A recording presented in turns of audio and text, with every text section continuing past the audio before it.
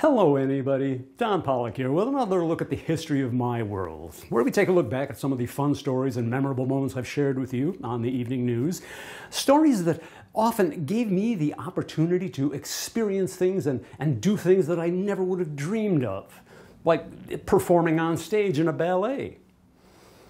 Yeah, I've never dreamed of that, no. But when the opportunity presented itself, when the Dance Theater of Pennsylvania offered me a chance to perform on stage during their production of the Nutcracker, how could I pass that up? Of course, in retrospect, I should have looked more closely at the fine print.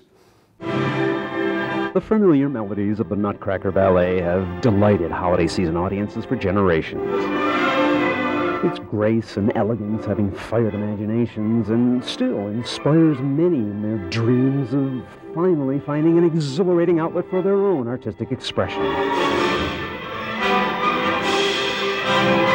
The fluid movements calling for endless hours of demanding practice and dedication, all leading to the polished exhilaration of the onstage performance. One where the audience response is a rewarding fulfillment of the long-awaited awakening of our artistic yearnings. Wake up! Come on, pal! Wake up! You! Come on! Wake up! Sir, wake up! Wake up! Come on, the show's been over for 45 minutes. Got to clean it up. Which is why the invitation for me to perform on stage with the Dance Theater of Pennsylvania's performance of the Nutcracker was the opportunity of a lifetime, as it has proven to be for many. We're a regional nonprofit ballet company, and our mission is to give professional stage experience to young dancers. There's about 120 dancers in each performance, and there's a real sense of community and a real sense of accomplishment. And a real sense of opportunity, although I soon discovered that the role I was being offered for the performance wasn't exactly that of a dancer. In fact, it wasn't exactly that of a man. You're going to be playing Mother Ginger. This is your dress, and this is your blouse. Mother Ginger's a great role. She's the mother of a zillion small children who reside under her skirt, and it's traditionally played by a man. And hey, who am I to scoff at tradition? But on the other hand, it could be said that in one sense it is the biggest role in the ballet, performed entirely while sitting down perched on the top of a giant 9-foot wide skirt that's wheeled onto the stage. You've got a couple people pushing you out, and they move you, and half the time you're not sure which direction you're going, and sometimes it falls apart, and the skirt comes off every once in a while, and you never really know what's going to happen next, but it's a thrill. It really is. A thrill that's shared by the dozens of performers whose efforts go toward the Dance Theater of Pennsylvania's annual staging of the Nutcracker. There's probably about 250 people that work to put this production together, and it's just a fabulous thing to be involved with.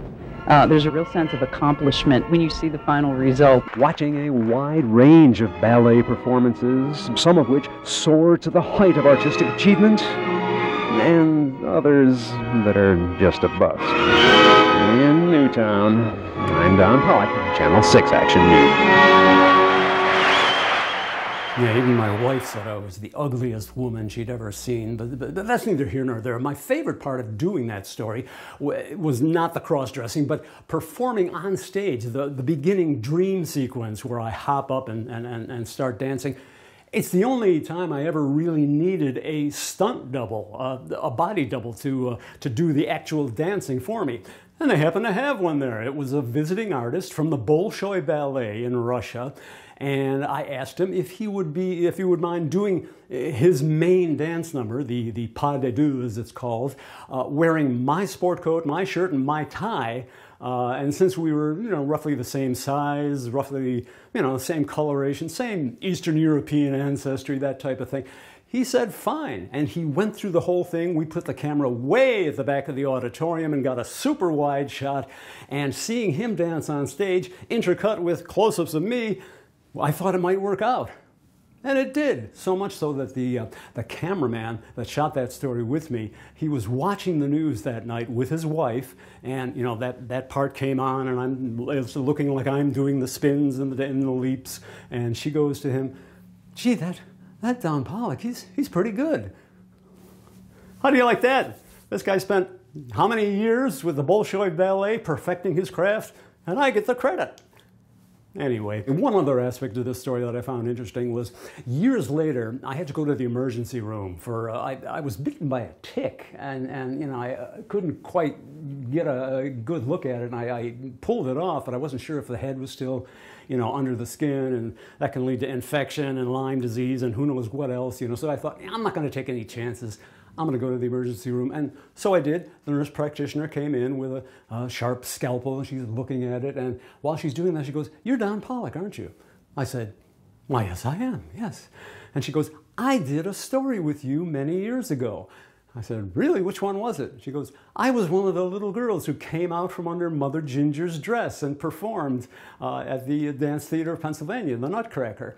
And I said, "Wow, that's great." And here she is many years later as a nurse practitioner, which serves as kind of a life lesson, you know. No matter who you encounter in this world, treat people kindly, be nice, treat people with respect, no matter who they are, because you never know when years later you might encounter that person and they're holding a razor-sharp medical instrument to your throat.